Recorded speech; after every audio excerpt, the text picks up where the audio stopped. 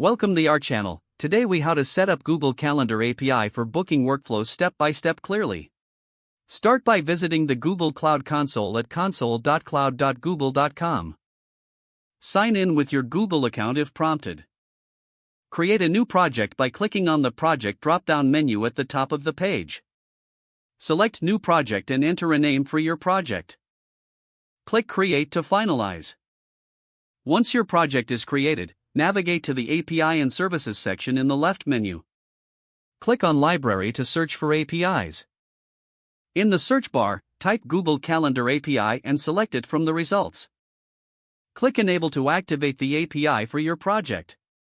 Next, go to the Credentials section on the left menu.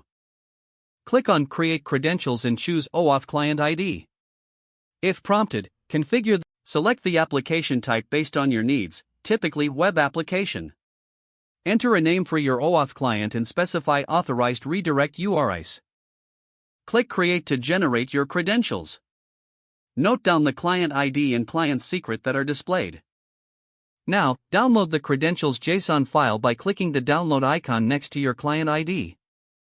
Save this file securely, as you will need it for your application.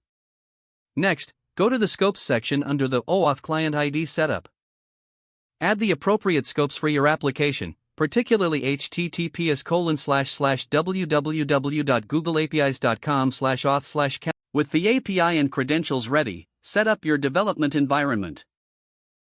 Install necessary libraries by using a package manager, such as npm or pip depending on your programming language. For JavaScript, you can install the Google API client with the command npm install Google APIs. For Python, use pip install upgrade Google API Python client Google Auth hitplib to Google AuthOAuthLib. Now, write a script to authenticate using your OAuth 2.0 credentials.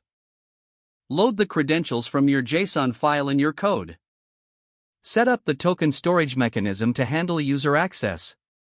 Authorize the user and request permission for the Google Calendar API.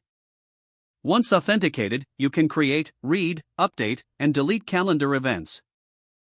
Use the API methods such as events.insert to book new events programmatically. Don't forget to like this video and subscribe to our channel for more step-by-step tech guides.